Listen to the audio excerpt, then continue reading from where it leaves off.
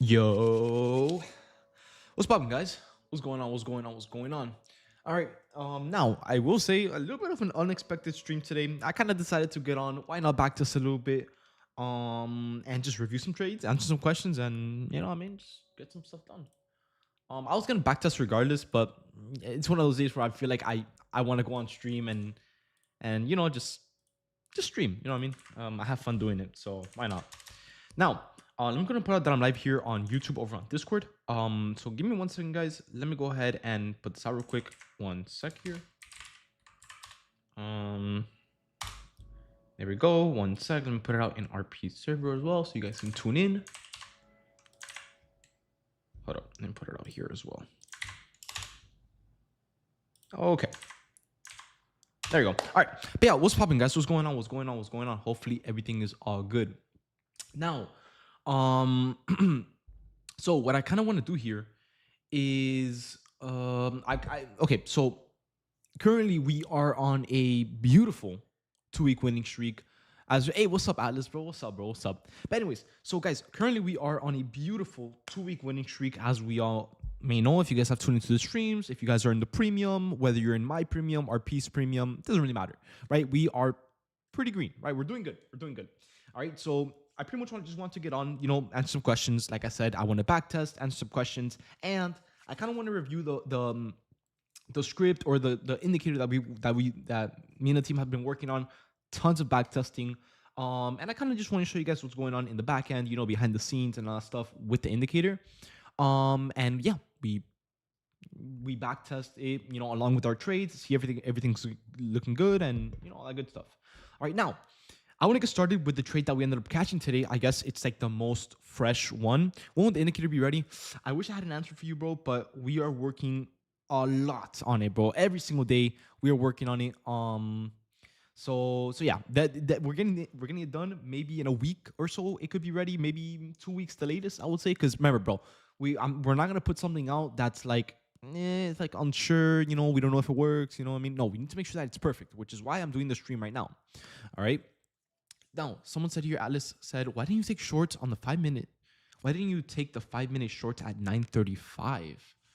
9:35 here? Oh, bro, I'm not gonna lie to you, bro. Today we didn't have a single setup during the New York session. Now, I am green today. I will tell you guys that. I'm green, $416, $416 per account. Today, which I'll be reviewing the trade literally right now. I was planning to before you guys started asking questions, which is not a bad thing, but you know what I mean. So yeah, I'll get to reviewing it. But yeah. Yo, are we in a trade? No, bro, we're not, bro. The markets are closed, bro. we're here reviewing and just getting some education going. For those that obviously want to learn something new with the strat and the trades that we've been catching lately. But yeah, no. Today we were green before the New York session even started. So I guess we can start reviewing that trade to kind of warm us up. Get our minds thinking like good stuff and get the momentum flowing throughout the stream. And we'll review some more trades that we caught this week, last week, and so on. All right, guys. Now, like I said, I will be reviewing these trades with the indicator that we've been working on. Keep in mind, we are not done. We are still working on the entry model, the fair value gap model, and all that good stuff. But we do have the drawn liquidity identified or identification pretty much done. And we have the bias model done, right? So we're going to see how it reads all that good stuff. We're going to kind of be, looking over some issues and seeing if everything is working. And at the same time, like I said, we're just going to be reviewing some trades at the same time. All right, guys. So like I said, let's go ahead and start with the trade that we ended up catching today, which was at 8:45 in the morning. Now, for those that are wondering, hey, what'd you end up catching? Hi, is this for RP strat? No, it's not. I trade an RP server. I'm one of the people that puts out the alerts, but no, I do not trade RP strat. All right. So yeah, if you want to learn more from him, that's something to ask him, personally. All right. But yeah, no, I do my own strat, but I do put out my work in this server. So if you're looking for like some trusted trader or something, you know what I mean? Well, you're in the right place. All right. Because yeah, my work is here. So if you're in the premium on the David alerts, all of my alerts are here that you probably seen before. All right. But no, I don't trade RP strat. Anyways, so going back to the trade that we ended up catching today. Pretty much what we ended up seeing today before the market opened is, I'm sure we all know this. If you don't, now you do. CPI was set to release today at 8:30 in the morning, which obviously it did. Hence why the market dumped down so much. We're talking over 130 points in the span of 5 minutes. All right. So I'm not gonna lie to you guys. I was expecting a little bit more from CPI, at least 200 points, but today it was kind of neutral. I guess the market was already priced in with the news that came out. So nothing really crazy happened, but it did create a beautiful setup, allowing us to make money regardless. All right, which I will be explaining literally as you speak. All right, so yeah, today at 8:30, as we all saw, CPI came out around right here. Let me just go ahead and use the replay feature. As you guys see right here, CPI came out.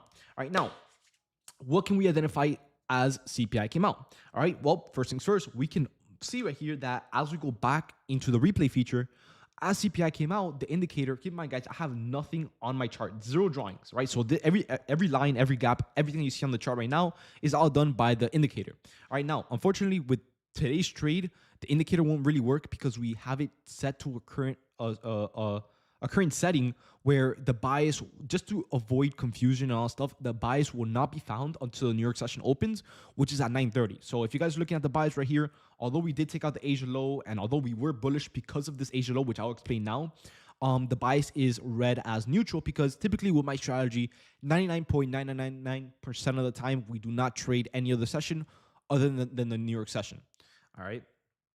Let me see. Only on YouTube? Yeah, no, we're only live on YouTube. I'm not live in the premium right now as I'm not really trading.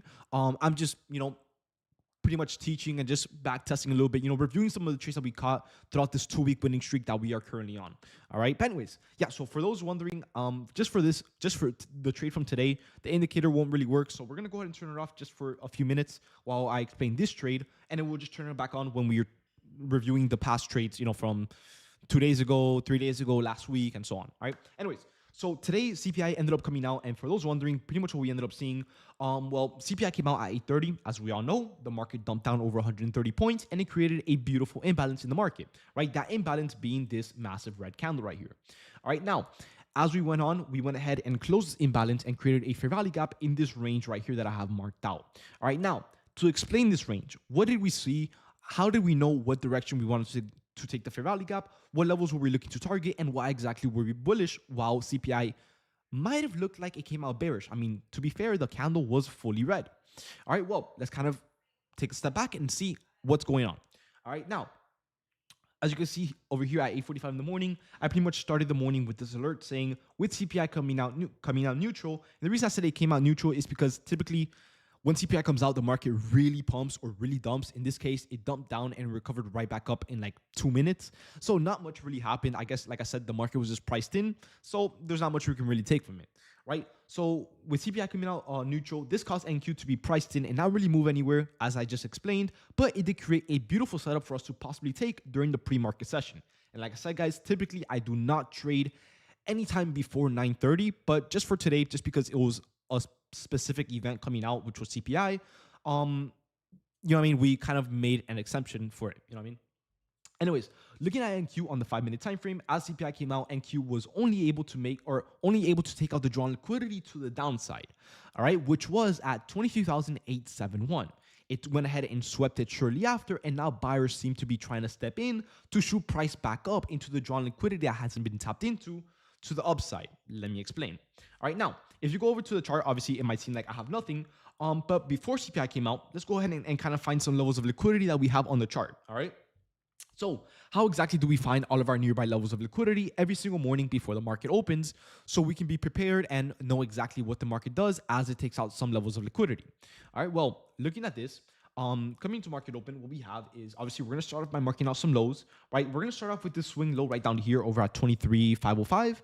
And as we go on, as you guys see, we're going to pretty much mark out every single low that the market created. So we have 23,505, we have 23,586, which as you guys see right here, the market dumped down, found this low, pushed up, pulled back, found this low, pushed up, pulled back, found this low, and pushed up, pulled back, and found this low. So we're going to go ahead and mark out these other two lows that we haven't marked out yet. And then from here, the market pushed up, pulled back, found this low, and pushed up even higher until right now where price was currently sitting at before CPI came out. All right, so we're going to go ahead and mark out this low right over here as well.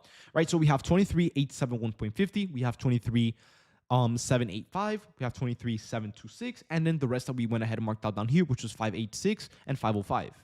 All right, so yeah. Now, Let me see. Cut the mic off. Let me see. Let me make sure that the stream audio is good. Give me 1 second. Let me go ahead and see here. Hold up. So yeah. Now, yeah, no, it sounds fine. It sounds fine. Oh, mic cut off. Oh, I misread that. Yeah, no. If anything, sometimes I look away from my mic, so it might is back. Okay, cool. Okay, anyways. So we have all of our levels to the downside pretty much marked out, but keep in mind we haven't marked out our levels of liquidity to the upside. So just in case CPI does come out bullish, we can do the same thing that we did this morning, just to the opposite direction. All right. Now, what we have here to the upside is, let's start off with the swing high over at 24.46. And at the same time, if you guys are familiar with NQ's price, you guys may notice that if you go over to the daily time frame, we're also right near all-time high, right? Just a few points away from all-time high, which is over at 24.69. All right. So back to the 15-minute time frame. Let me go ahead and wait. Let me make sure that everything here is, today was Thursday, right? I think the replay feature might have messed up a little bit. Yeah, let me kind of put this back here. 8:30. There you go. Right. So yeah, we have 23.41. We have 24.41 and 24.69. And we also have some little levels here as well, as you guys can see. We have 24.41 up here. The market, let me kind of get this here. The market found this high, sold off, pulled back, found this high, and sold off even more. So this high right here is going to be another level of liquidity that we can go ahead and use towards a valid price target. Right, so to the upside, I'm not gonna lie to you guys, we don't really have too many levels of liquidity to work with, but we have enough to make it work. All right, so once again, we have 23,990.75, we have 24.41, and we have 24.69. All right, and then obviously we already marked out all of our levels of liquidity to the downside. All right, so pretty much in order for now with the market opening up or with CPI coming out, whatever happens, if we're able to get a read, we will know exactly where the market wants to go to by identifying which level of liquidity got taken out, how many levels of liquidity got taken out, and exactly how respected that level is getting, right? Or the reaction based off that level. For example, right? If CPI comes out bearish, right, and we sell back down, right, and we take out 23,871, right? And we continue going lower. In this case, we know the reaction based off this level of liquidity.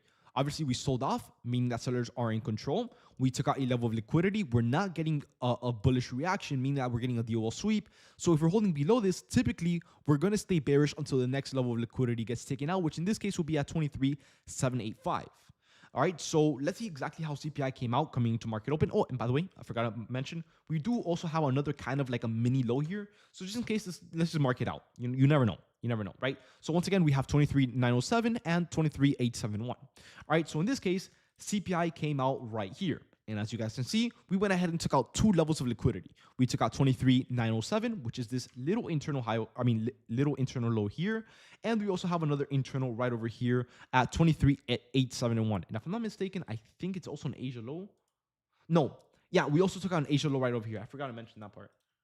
Right, so to the downside, guys, as the market went down, we went ahead and took out three valid levels of liquidity. We took out 23,907, we took out 23,871, and we also took out 23,851. All right, now that we took out these two levels of liquidity, since we took out three, these two right here, they're no longer important because whatever reaction we get, we're going to be basing that reaction based off the most recent level of liquidity getting taken out, which in this case will be the Asia low right over here.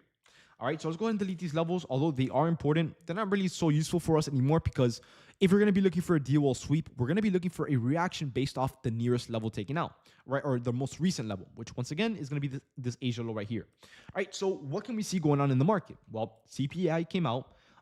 It came out, from the looks of it, more bearish than bullish, hence why the market sold off over 135 points, right? But notice this. We took out this Asia low, and in a matter of a few seconds, the market pumped right back up about almost 40 points, which I'm not gonna lie to you guys, is quite a bit. All right. So we went ahead and dumped down. We took out three levels of liquidity, and now the market is currently holding above the drawn liquidity right over here.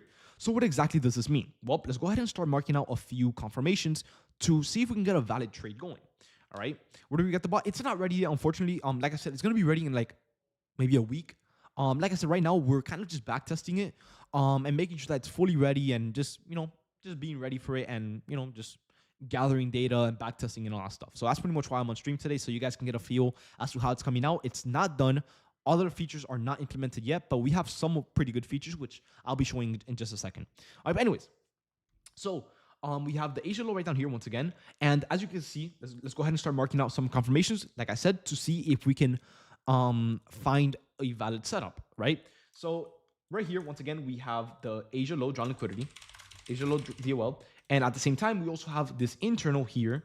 Let me mark it out a little bit more organized here. We have this internal right here, right? So we're going to mark this out as an internal drawn liquidity, internal DOL. And we have another internal right down here around this range, right? So we're just going to mark up the lowest point, which will be this one right over here, right? So we have two internal drawn liquidities and we have the Asia low drawn liquidity right below these two levels, all right? So we have the another internal, okay, internal low DOL right here. And then once again, we have the Asia here, right? So as we went down, the market went ahead and not only took out not one, not two, but three objectives to the downside. Now, from the previous levels of liquidity that we marked out before to the upside, have we taken out any objectives above? No, right? So what does this mean? Well, sellers stepped in, they made the markets go down. And as they made the markets go down, they went ahead and took out the levels that they wanted to go ahead and take out. In this case, we took out objective number 1, objective number 2, and objective number 3. And to the upside, we have objective number 1 and number 2 right here that we have yet to take out. So what does this mean? Well, now that we took out these 3 levels of liquidity and we're currently holding above it, as long as price right here, I'm going to put here, as long as price holds above the DOL that was just taken out, which in this case would be this Asia low DOL, right? As long as price is able to hold above this one specific level, will remain bullish. Right now, you might be wondering, okay, well, we took out this Asia high, we're going back up, but what happens if this next candle opens up and we go right back down? Well, guys, if price is not able to hold above this drawn liquidity for too long, right, our buys will flip from bullish to bearish as long as price holds below this Asia low right here. Right, but in this case, as we're speaking, we can obviously see that we are holding above it. So as long as we hold above it, our buys will remain bullish. All right. So to add on top of this right here, right, which I'm going to put it a little bit lower here. To add on top of this right here, let me add an extra note just so you guys can get a little bit more of an understanding on as to what we're reading in the market, right? So what we have going on right here, guys, going forward is as CPI came out and the market sold off. Let me kind of like shorten this a little bit. As CPI came out and the market sold off, we can see that price took out 3 objectives to the downside, but no objectives to the upside. So once again, what do you guys think this means? Well, guys, if sellers did what they wanted, right? I'm going to put it right here. Once again, what does this mean then? Well, if sellers hit the DOL that they wanted, now that the drawn liquidity has been hit, they won't be as interested in making the market go any lower, as once again they hit their objective. So if sellers lose interest after hitting their objective, which is the drawn liquidity, right? I'll put right here the DOL. So if sellers lose interest after hitting their objective to the downside liquidity, right? So sellers lose interest. What this means is once buyers start showing strength or interest, let's say interest. Once buyers start showing interest and start holding above the objective, right? Once again, which is the drawn liquidity. Once buyers start holding above the objective, this will confirm that NQ is getting a DOL sweep with buyers stepping in, and NQ has room for higher into the DOL above. All right, which has not been hit yet. So what does this mean? Well, once again, guys, we took out the objective to the downside, right? We took out 3 objectives, one here, one here, and one here. The whole reason as to why the market went down in the first place was to take out this liquidity in these 3 levels. Now that the liquidity has been taken out, and we're getting a DOL sweep as long as price is able to hold above the level of liquidity after it's been taken out. Our bias will remain bullish once again, as long as we're able to hold above this. Let me see. Hi, sir. Is it going to be recorded? Yes, it is. It is. Don't worry. It's on YouTube. Yeah, it'll be recorded, bro. You're good. Anyways, so yeah, we're able to hold above this level of liquidity. So once again, as long as we're able to hold above it, we will be bullish.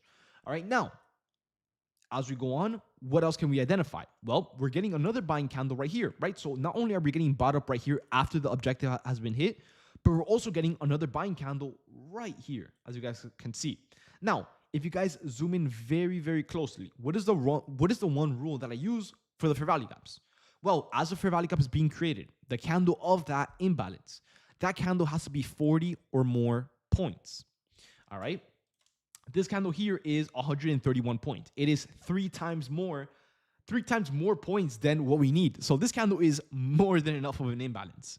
All right, let me see. Did it not take out the DOL from 20-ish minutes before the news? Which one? Or is that level too close to count? Which one? How will we get access to the bot?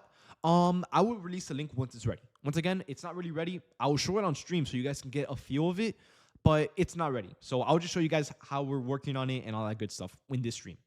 All right, but yeah, let me know the level. Thorn and purple turtle. Let me know which level you guys are talking about. I'll check it out. Just the all-time high green candle right before the news. Oh no, this candle right here. No, this has nothing to do with anything. This candle is just a normal candle, no pullbacks or nothing. It's just a normal, big candle pretty much. Now, let me see. When the New York Open is close to previous session lows and highs, it takes it out. Do you consider a liquidity sweep? Yes, as long as it has a pullback, right? Because let's say, for example, right, London closes at 9:30, and we have a high. Right? If New York opens and we take out the high instantly, it's not really a DOL sweep. But let's say, for example, at 8:30, the market pumped up and it dumped right back down, creating a London high right there. If we dump down from that level and we open up at 9:30, if we take out that level, yes, it will be a valid level of liquidity because there are sell orders at that price. Do you get what I'm saying? Because we sold off from that price. But if the London session closes at 9:30 and the New York session opens right then and there, and we take out the level, it's not really so valid because we didn't really reject from it. We just closed there. You know what I mean? There's no liquidity there. But yeah, anyways, so looking at the market right now, what we have so far, guys, is not only do we have a lot of buying pressure stepping in, right here and here, right? Not only did we take out 3 levels of liquidity, but we're also holding above the level of liquidity, meaning that we have a confirmed DOL sweep. And what did I say a million times, like a few seconds ago? When we take out a level of liquidity, after that level of liquidity is taken out, if we're holding above it, you're going to be bullish. If we're holding below it, you're going to be bearish. In this case, we took out the downside liquidity and we're currently holding above it, meaning that we are bullish. Hence this whole explanation right here. Now, what else can we identify in the market? Well, guys, like I said, as the market sold off, we never took out any levels of liquidity to the upside. We only took out downside liquidity, meaning that if the market wants to pump up, it has all of the room in the world to go up. Go up into where? Well, guys, when CPI came out, we created a data high right over here, which we're going to go ahead and mark out, right? So we have a level of liquidity over at 23,976.25. We also have the previous high that we marked out over at 23,990.75, which is all the way over here. We also have another level of liquidity right over here over at 24.15, which I forgot to mark out. And we have the previous day London high at 24.41. And then obviously we have the all-time high at 24.70. Let's just say that, right? 24.70, right? So we have a lot of room to the upside of untapped liquidity. So once again, kind of like to summarize the overall trade right now as to what we caught today.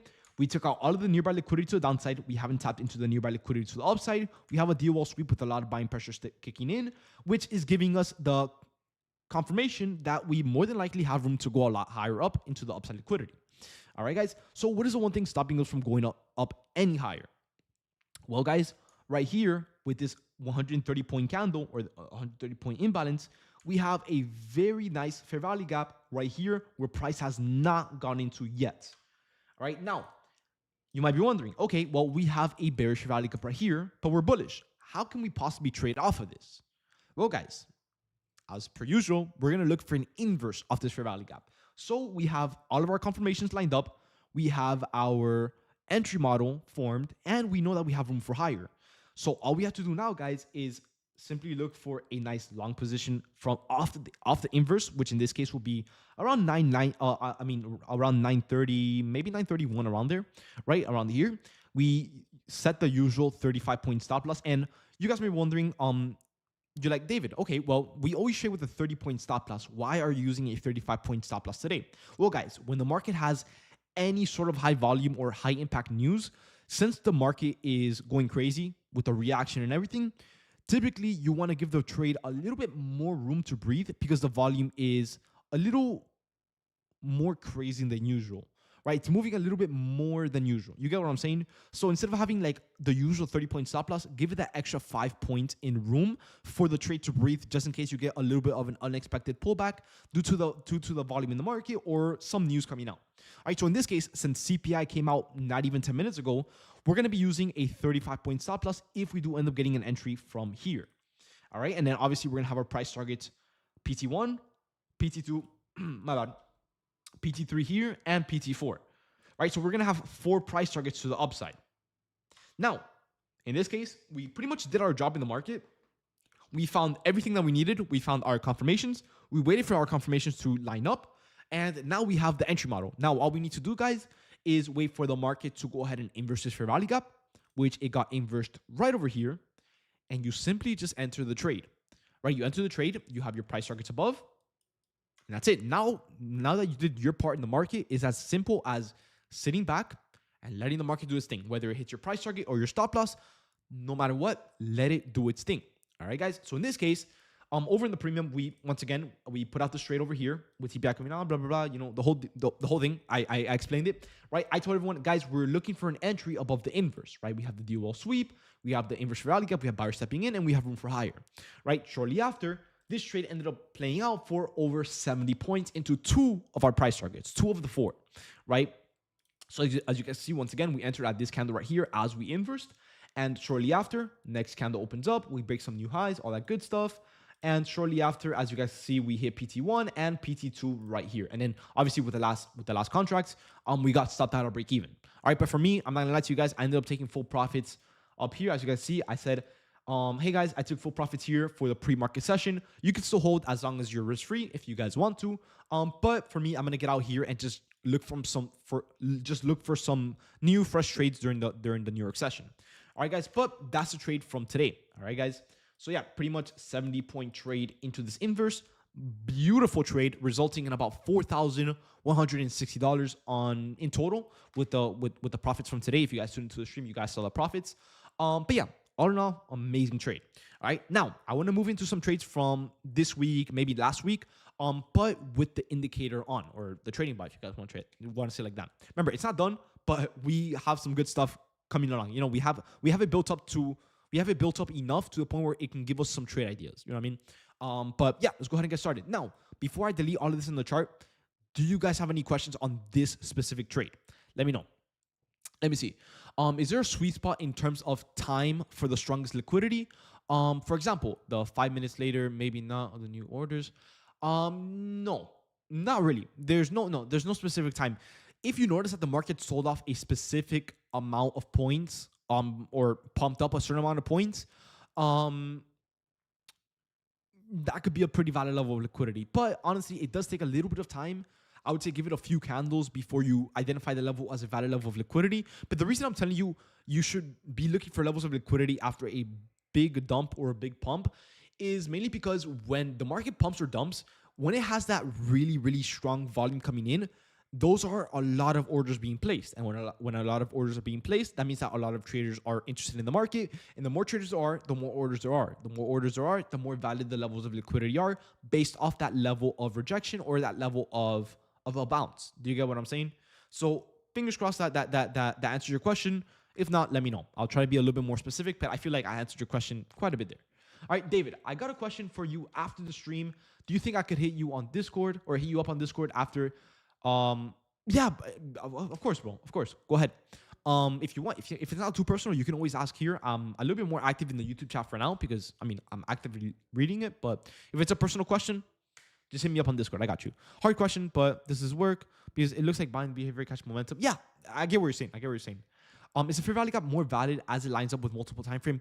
Yes. Yes. This is called a multi-time frame confirmation, or you could say multi-time frame confluence. But yes, the more time frame, look, if we have a 5 minute gap and a 15-minute gap aligned together with the same exact entry, yes, it's way better. It's more respected because the more time frames there are, the more respected that setup is, because obviously, you know, I mean, just more, what's the word? More exposure to the market. You get what I'm saying? So yes, the more time frames there is, which will happen, typically you're gonna find the identical setups, typically on the 5 and 15-minute time frame. But sometimes the 5 minute could be aligned with the 1 hour, or the 1 minute could be aligned with the 15 minute. Doesn't matter as long as they're aligned. In my opinion, yes. I thought news was overall bearish today. Was waiting on the reversals on the highs, but it never came. Okay, in my opinion, I don't really think news was bearish nor bullish. It was neutral. Now I forgot what CPI does. I think it's like an indication towards inflation. I think I could be wrong. So what tends to happen is when the market expects something, right? Have you ever heard of buy the rumor, sell the news? Right? That's typically what happened today, right? The market expected CPI to be, I believe, bullish, I think, around there, bullish or bearish. But whatever ended up happening, CPI, the numbers of CPI came out as what the market expected. So what tends to happen is when the numbers come out as to what the market expected, the market doesn't really go anywhere because it's already priced in. Meaning that, yeah, we got a dump and a pump here, which means that nothing happened, because typically if CPI is bearish, it's going to go down really, really down. Or if it's bullish, it's going to go really, really up. But in this case, we went down and right back up shortly after in a span of 20 minutes, right? So what this pretty much means is that the market was already priced in, which with what it was expecting. So yeah, although it looked bullish at first, it's just a priced in news. That's why I was telling you guys in the commentary in the premium. I told you guys right here, CPI, you know, with CPI coming out neutral in the market, pretty much means that it's not bullish nor bearish. It's, you know, the market already knew what was gonna happen. You know what I mean? But yeah, let me see. Purple, if you want to read into why it works, okay, yeah, you're just answering his. They expected 4%, it was 3%. Yeah, same thing, kind of. You know what I mean? I guess that's what the market temporarily sold off, but you know, nothing crazy, nothing crazy. Gotta learn to be willing to change my bias always. Never trade with a daily bias. Just trade as the market goes. You know what I mean? The trend is your friend. If we're going up, the momentum is bullish. Although you might be bearish, the market is going otherwise. You know what I mean? Just trade with that trend. You know what I mean? Banks use this as a manipulation to get better orders for their fills. 100%. I actually reviewed this over in my live stream today. In my live trading stream, I went into full detail, which I'm not gonna do because it's gonna take forever. But if you guys are interested, just look at my previous stream and I reviewed it there. What's good, Six? What's up? What's up? Anyways, so why not trade with the bias? No, that's literally what I just said. Like, no, I mean, like, trade with what the market is giving you at the time. I mean, like, if you're gonna trade with the bearish bias for the entire day and the market's going up, obviously there's something that you need to change. You know what I mean? Unless you are trading on the higher time frame. You know what I mean? Sometimes if you have a bearish bias, the market will go up for some time and then it'll go back down into your bias. But you know what I mean? It depends. It's like a situational thing. You know what I mean? Anyways, so let's go ahead and start reviewing some trades with the actual indicator, because once again, the reason I didn't have this one on for today's trade is because today's trade was kind of during the pre-market session, which, you know, won't really work here.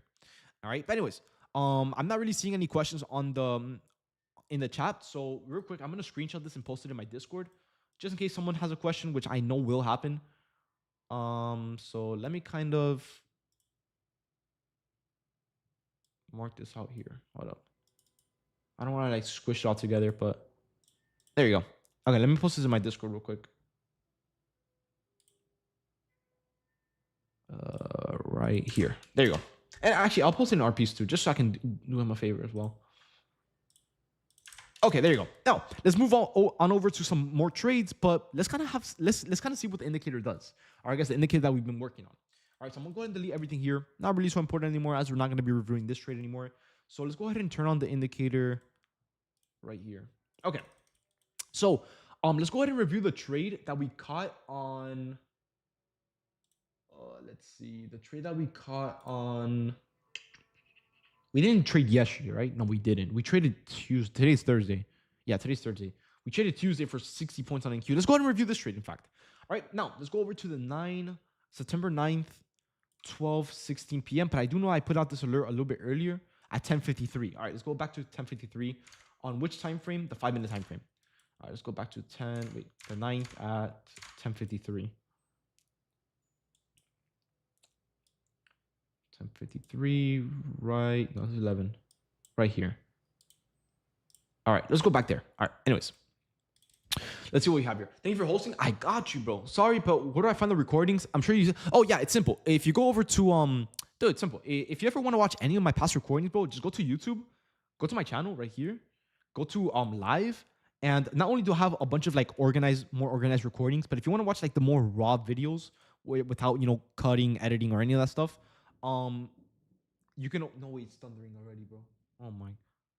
Actually, no, I think someone's like throwing out the trash. I was about to say. Anyways, so yeah, you can find all of my recordings here in my live trading sessions, all my live trades, my classes, everything. They're all here.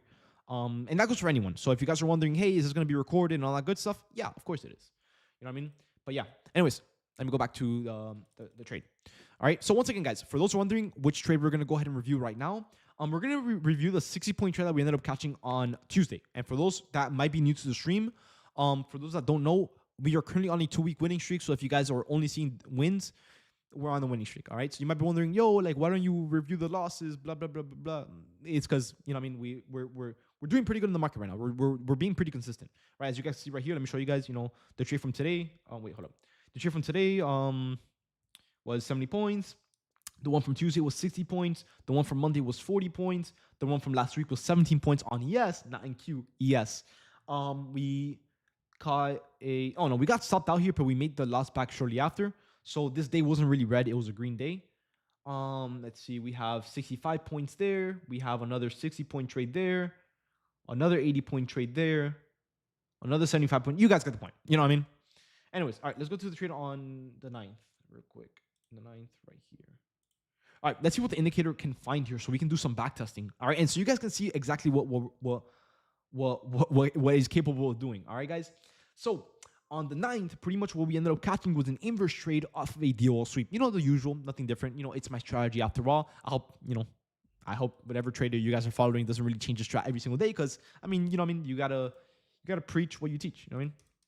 Anyways, so on the 9th, pretty much what we ended up seeing here is, okay, looking at the chart right now, once again, guys, as you can see, I have 0 drawings. So everything that I have marked out on the chart right now is all the indicator, right? Which might look a little bit messy. Keep in mind, it's still a work in progress with the indicator. So we're going to obviously organize all of these levels and all that good stuff. But for the most part, what it has here is all of the nearby levels of liquidity pretty much marked out.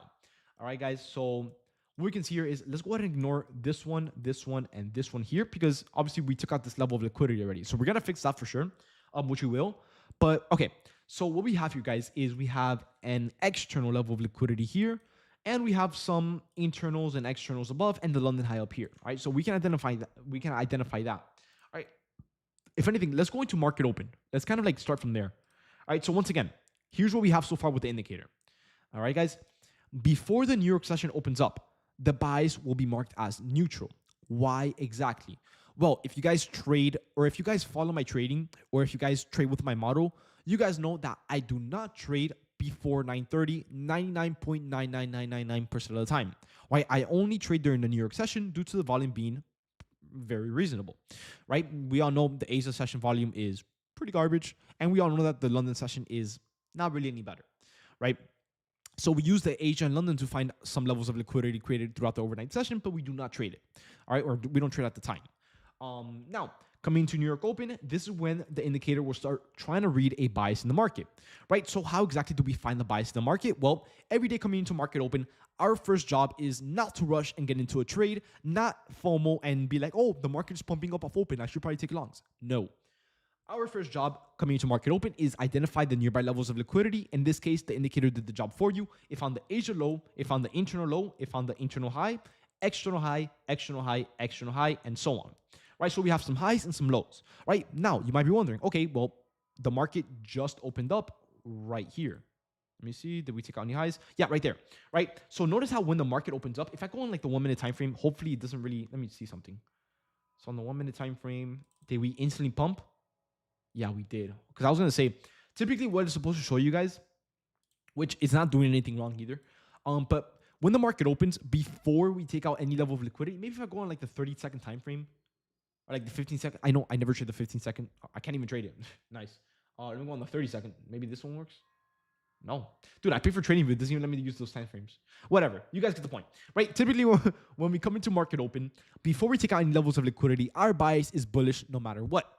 Right now, coming into market open on the 9th of September, which was on Tuesday, the first opening candle, which was at 9:30, we instantly took out a high to the upside. Right now, as we took out this high to the upside, as you guys see right over here, right, we went ahead and took out this internal high right over here. This internal high sitting over at 23,857.75. Now you might be wondering, okay, why exactly is the indicator instantly telling us that we're bearish? Well, guys, if you look closely, we went ahead and took out this level of liquidity and we instantly swept it back down.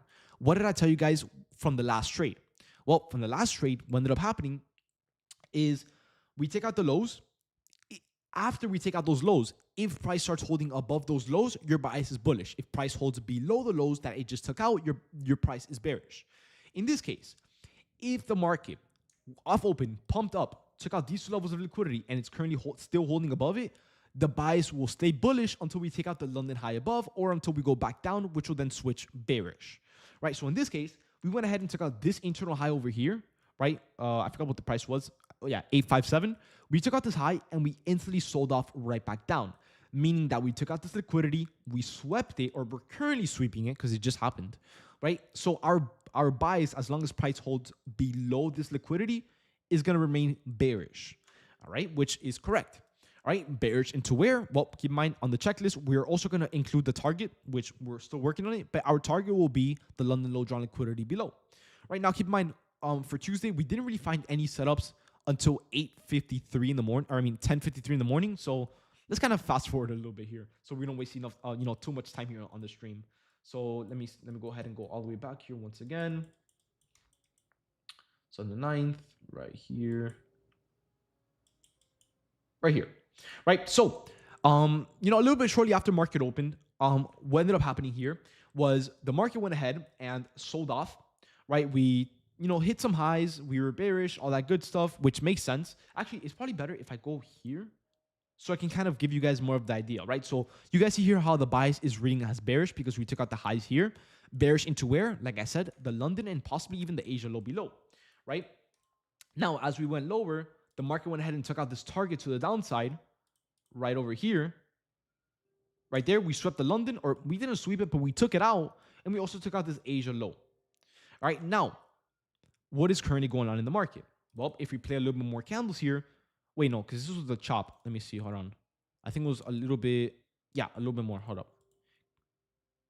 Right there, okay, there you go. Now, here in this case, once again, the market still took out these lows, but we were a little bit choppy here, so no matter what ended up happening, you wouldn't really have been able to get a trade going because obviously there was no setups and there was no confirmation. And obviously we saw that the volume was very, very bad there, right? Or the momentum at least. The volume was good, right? But in this case, what we have here is we identified, what did I review with the last trade, guys? Well, with the last trade, what we ended up reviewing is the more levels of liquidity that we take out towards one direction, the less interest sellers are going to have towards that direction, right? So in this case, in the last trade, with CPI, the market sold off. It took out 3 levels to the downside, but it didn't really take out anything to the upside, right? And what did we wait for? A DOL sweep followed with the DOL getting taken out to the upside. In this case, the market on Tuesday was pretty bearish off open. I'm sure we can all see it, right? We took out the London, we took out the Asia, and we took out some extra lows down here, which is some external lows, all right? Now, what is going on here? Let me catch up with the chat in the meantime. Let me see. So the bot marks out the highs and lows and gives you the bias. No. We're going to have the bot do everything for us. Everything. So everything that you typically see in my live trading, which is identifying the drawn liquidity, identifying the DOL sweep, the MSS model, the fair value gaps, the entries, everything will be included. But keep in mind, we're still working on it. So it's not fully done. The only parts that we have done is the DOL identification and the bias in the market, which is working pretty good. All right. Now, you might be wondering, right? Why is the bias saying bearish even though we just finished taking out 3 levels of liquidity? Shouldn't we be bullish? Well, guys, keep in mind, if you zoom in, have we swept any levels of liquidity? No, we have taken them out, but we're not holding above it, right? So once again, if we take out a level of liquidity and we hold below it with even more selling, we're probably going to be bearish until another level of liquidity to the downside gets taken out. But in this case, as you guys can see right here, let me see, we took out an extra level. I didn't even notice that we took out this level, but we took out an extra low here, which is why the bias was still bearish, right? So look at this, guys. I'm going to go back one candle. Look at this. We took out a low. Are we bullish? No. Why? Because price is still holding below the level of liquidity, right? We never swept it. Price never traded above the level of liquidity after it's been taken out. So as long as price holds below this level with strong selling, we're going to be bearish until the next level of liquidity gets taken out. Where's the next level of liquidity? Right here, right over here, over at 23,744, right? So the next candle opens up. What happens? We take out this level of liquidity. In fact, we took out two levels of liquidity. We took out this one and this one. So we took out even more levels of liquidity. Now, why exactly is the bias reading bullish even though the candle is red? Well, guys, look at this. We took out this level of liquidity. In fact, we took out these two levels, right? Remember, we're going to base our bias based off of, or our DOL sweep based off of the nearest or the most recent level of liquidity taken out. In this case, it will be this one here. We took it out, and what is price currently doing? It is holding above the level of liquidity, giving us a bullish bias as long as price holds above that level of liquidity, right? So once again, the market sold off, took out those two levels of liquidity here. And now we wicked back up, meaning that buyers are showing some interest in stepping in and holding above the level of liquidity, meaning that once again, as long as we hold above it, we are bullish. All right, now keep in mind, we're just barely above it. So it doesn't really mean that we're guaranteed bullish, but we're leaning more towards bullish. We're getting a little bit more like confirmations like, hey, you know what I mean? You should start paying attention here because we're starting to flip the trend here as we sweep this level of liquidity. Now, if I play the next candle, let's see what happens. The next candle, in fact, took out some more levels of liquidity, but we're still holding bullish because we sold off and we pumped right back up right here, right? So notice how this candle is still holding above this exact level of liquidity that the indicator has marked out, which is why it's reading bullish, right? Not only that, guys, but we're still working on it, but we have the feature where when the indicator will find and mark out the valid fair value gaps. In this case, why is the space marked out here? Well, if you measure out this candle, not only is it a full candle, making it a valid imbalance, but if you measure out the candle, it is more than 40 points. It is 60 points here, making it a valid fair value gap, which is exactly why the indicator marked it out. Once again, if you guys look right here, I have 0 drawings. This is all the indicator doing the work, right? Look at this, right?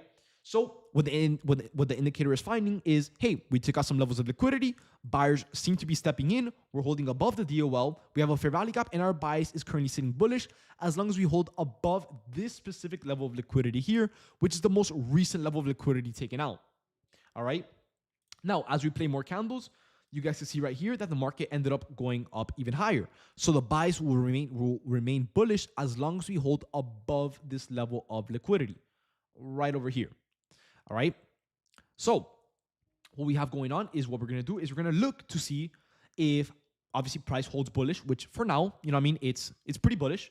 And we're also looking to inverse this fair value gap. Now, like I said, guys, we are still developing this indicator. We are getting a bunch of data, a bunch of backtesting, a bunch of everything. But what we're going to have it doing is when it identifies all of the value confirmations and it knows that the trade is ready, what it's going to do is once it finds the fair value gap, which will be the entry model, it's going to go ahead and mark it out like this. So before you enter or before anything, it's going to give you a suggested entry, a suggested price target, and a suggested stop loss. Right now, with the stop loss, here's what's going to happen. Everyone trades differently. Everyone likes to risk a certain amount. For me, I like risking 30 points. For, let's say, Jenna, for example, right? I know you're in the chat. Maybe she likes to risk 25 points. And maybe, who else? Kim, for example, likes to risk 35 points. What we're going to have it set up as is in the settings of the indicator. Once we have the entry model built, we're going to have everyone, we're going to instruct everyone to go into the settings of the indicator and what's it called? Adjust your stop loss. It's going to give you like, hey, what do you want your typical stop loss to be? 30 points, 25 points, 35 points, whatever it is. All right. So for me, typically I like my 30-point stop losses, right? So what we're going to do here, guys, is we're going to go ahead and mark out this gap over here, just like that. Since I already did it for us, we're going to do the job by marking it out for ourselves, just in case, right? It's going to give you a suggested entry once the model is ready, and it's going to give you a suggested price target and the stop loss. All right, guys. So now that the indicator, for the most part, marked everything out, giving you the bullish bias, the volume is looking good. The entry model, we're still working on it, right? Which will mark out the fair value gap. And by the way, for those that might be a little bit new to trading, if you guys don't know when you guys should be looking to trade an inverse or a continuation model, do not worry. We are currently building it. So it will tell you what model to take and exactly, well, not when to enter, but it will suggest the best entry. Obviously, if you want to enter earlier or later, you definitely could. But you know what I mean? We're going to get this done. All right, guys. So in this case, what we're trying to build it is, let's say, for example, right, the market sells off and it takes out all of the nearby DOL to the downside, and we're sitting bullish and we have a bearish value gap. We're going to have the indicator show you like, hey, with this bearish fair value gap, since you're seeing bullish, you should be looking to inverse the fair value gap. Now, let's say, for example, the market sold off, took out all of the levels of liquidity, but instead of having a bearish fair value gap, we have a bullish one. What the indicator will tell you, which I'll show you now, right, is it will tell you, hey, we have a bullish fair value gap. You should be looking to take an entry model from here, right? So let me show you guys, right? So typically in this case, what we were looking for in the market on, on Tuesday, right? As you guys see right here on the 9th at 10:53 in the morning, I pretty much told everyone this was without the indicator, which it's very surprising that no, not surprising, but it's really, really good that the indicator was able to identify this without me having to do anything. But let me show you guys what we did on our end, all right? Just so you guys can see the trade recap, all right? So what I said here is on Tuesday at 10:53 in the morning, I said, okay, now that the market is finally starting to move, as you guys, I'm sure you guys remember, but on Tuesday, the markets were very choppy off open. If I show you guys right here, I mean, look at this. You know what I mean? So that's why I say here the markets are finally starting to move. We can start forming a bias with these nearby DOLs and with the setup forming on NQ. Check it out. Looking at the 5-minute time frame, we can all agree that this morning was pretty slow, but now the price is picking up. Now, NQ not only took out plenty of levels of liquidity to the downside, but we're also creating a bearish imbalance, right? The imbalance being this strong selling candle and the DOL being taken out nearby down here. All right, what else do we have? So right now, what I'm looking for is to see if buyers can step in and hold above the current level of liquidity at 23,741.50. If you look at the indicator, what liquidity did it mark out? Look at this, guys. 23,741. So it found the exact level that I had marked out on my chart. So we have that part done. You guys see what I'm saying? So we're building it. We're getting a lot of data, a lot of back testing, and we're getting it done correctly. All right, guys. So whatever I had marked out for myself, the indicator found it for us. All right. So once again, let's get back to this, right? Looking to take out the current drawn liquidity at 23,741.50 on NQ. As long as price is able to hold above this level of liquidity, our buys will lean more towards bullish. What did the indicator find? Look at this, guys. We took out 23,741. We're holding above it. What is the bias? Bullish. Do you guys see what I'm saying, bro? Like it's coming together. It's coming together. All right, guys. So yeah, I'm really, really excited. It's really, really coming together. All right, but let's keep going. All right, guys. Anyways, with our buys sitting bullish, obviously, as long as we're able to hold above it, right? We just want to see enough buying pressure kicking in to show that buyers are in control and have enough aggression to shoot price higher above the inverse into the price targets. I'm looking to see if buyers can step in into this inverse of the bearish value gap that was just made on the 5-minute time frame to consider entering longs to target 23,860.25 by the end of the day. All right, guys. So will this work with the top sub charts? Unfortunately not. It will only work with TradingView. All right. So you're gonna need TradingView open on the side. All right. But I wish we can do it on top sub X, but they don't allow community indicators. They only allow built-in indicators. Anyways, so pretty much what we look for here, guys. Once again, if you guys look at my chart, the same exact chart. Remember, look at this, guys. Look at this. Look, I'm gonna delete my drawing. Look, there is nothing on my chart. Nothing. The indicator marked everything out here, right? Compare this chart, right? Remember it. Look at my chart. Drawn liquidity, bullish bias, fair value gap, longs. Guys, it's finding everything that we always do every single day. We need a little bit more work and it's almost done, guys, where it will be suggesting the entries. All right, guys, look at this. Look, I promise you guys, look, this is all the indicator. If you look at my chart, same exact chart, same exact buys, same exact everything. All right, bro, I am so excited, guys. Let me drink some water here. One sec.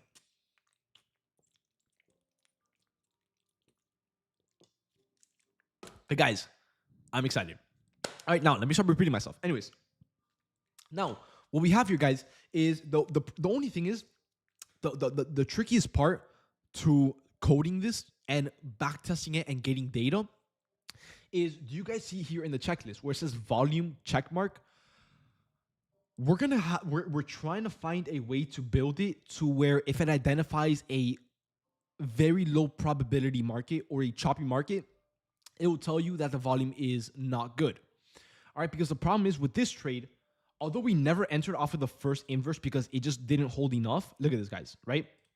We wanted to enter longs here with the 30-point stop loss here and the targets above here, right? With the first entry, what ended up happening was we inversed the fair value gap, but there wasn't enough volume in the market, so it didn't hold the first time, which we never entered, right? We never entered the first time, right? But shortly after, right here, was when we entered, right over here. We entered off of this push up here. So as you guys see, if I scroll down right here, you guys see there's some volume kicking in. You guys should be looking to enter here, right? Which is when we entered, right? So we need to be able to identify.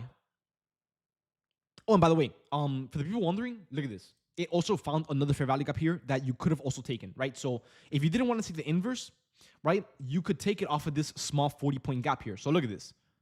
50-point gap, it marked it out. We retraced into it, bounced straight into our price target. I think it was like right here is where we took profit. Yeah, right there, right there. But yeah, I need to find a way, or not me, but like me and the team, we need to find a way to backtest enough data to know when the indicator should tell you, hey, we have a setup, but you shouldn't enter, or hey, we have a setup and it looks really good, enter now. You know what I mean?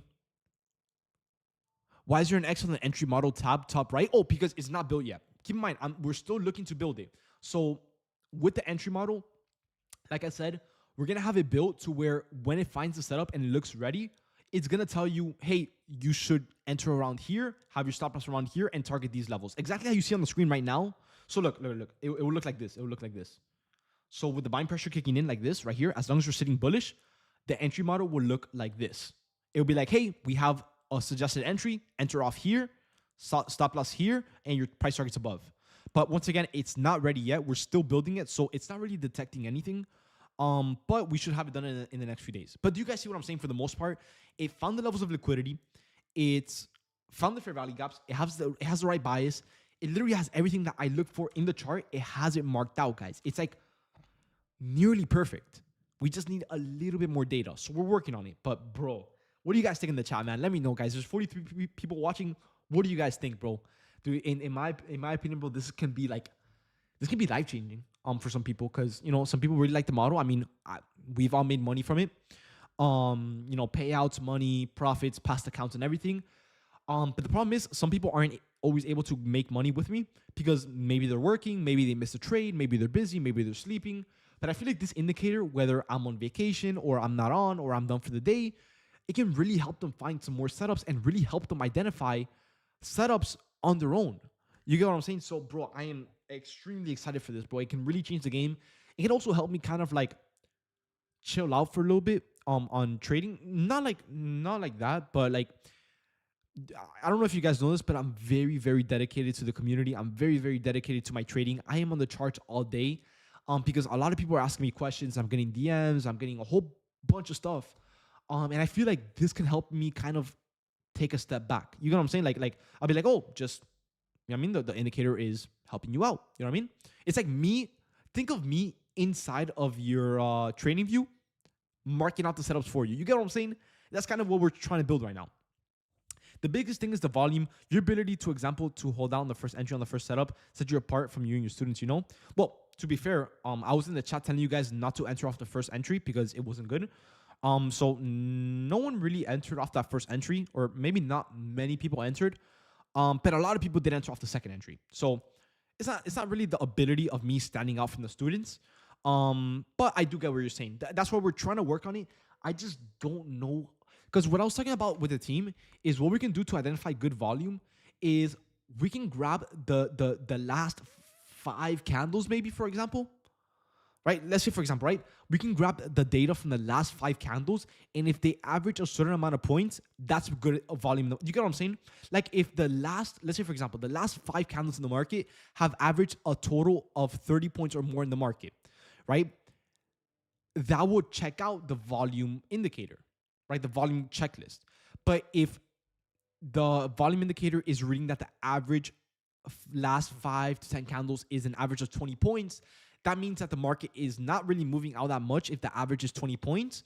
And in the volume indicator, it will be an X. You get what I'm saying? I guess right now that's like the closest thing we can get to identifying good and bad volume. I like that idea. Let me see. He's right, Blast. If you follow the well, let's keep in mind here, not everything is 100%. Not everything is guaranteed, right? It's all probability, right? So although the setup looked good at first, although the first entry didn't work out, you can always give it another shot on the re-entry. But our best shot at filtering out those bad entries and giving you the best possible entry in terms of volume is calculating the average points in the last X amount of candles. And if it surpasses a certain amount of points that is known to be volatile, it would mark it out as a check mark. You know what I mean? So I would say that's like the best thing we could do. And the team already knows about this. We're getting it done. But I need to back this more and see what more can give you bad volume. Like what, like, because there have been times where the market is really, really volatile and it still doesn't work out. So, well, like I said, it's not always 100%. Like nothing in the markets is ever 100%. But what can we do? I would say for now, the best thing that could really work is just the average. We calculate the nearest candles, the nearest X amount of candles by X amount of points, and we get that done. I would say that's like the best thing we could do. Yeah. That's just probability. Yeah. At the end of the day, that it all comes down to probability. It could be the best looking trade in the world, and it could still go against us. You know what I mean? But yeah, anyways, so long story short, guys, now that we kind of reviewed this trade, long story short, it ended up playing out into our price targets. Over here for about how many points was it? This was more on the messier type of trade because the volume was off, but it did end up playing out for 60 points, as you guys can see here. I personally ended up making about almost $300 per account, which if you multiply that by 10 accounts being computed, that's about $3,000 profit on the day for Tuesday. All right. But yeah, no, like I said, this trade right here that we just reviewed was more on the messier end because of the volume. You know, the first entry wasn't really ideal. So yeah. But the second entry was really good. The entry that we actually ended up taking here, it was way better. So yeah, we gotta get that done. But for the most part, we have the indicator marking out the correct bias and the correct levels, which is for the most part what we have been working on, like I said, for the most part. Let me see. Maybe based on volume increase and decrease after the DOL sweep. No, because the DOL sweep doesn't really have anything to do with volume. The DOL sweep has more to do with reversals, right? But the volume doesn't really move based off DOLs, right? The volume is more of like of a thing that's just there. You know what I mean? So I would say, like I said, the most reasonable thing would be calculated from the average maybe 7 candles, maybe. We would have to see when the volume dies down and how many candles it takes for it to die down. So I need to do a lot of back testing tonight and see exactly what we can do there. Like if the volume drops after the DOL, this weaker setup, I don't really think so. Because the volume can drop at any given time, you know what I mean? Or the market can enter a consolidation phase, which is really normal. But we'll figure it out. Me and the team will figure it out. All right. Anyways, let's go to the next setup. Let's see what the indicator can find on the next setup. So the setup that we caught on Monday was a 40-point trade, right? 40-point trade. Yep, 40 points. Okay.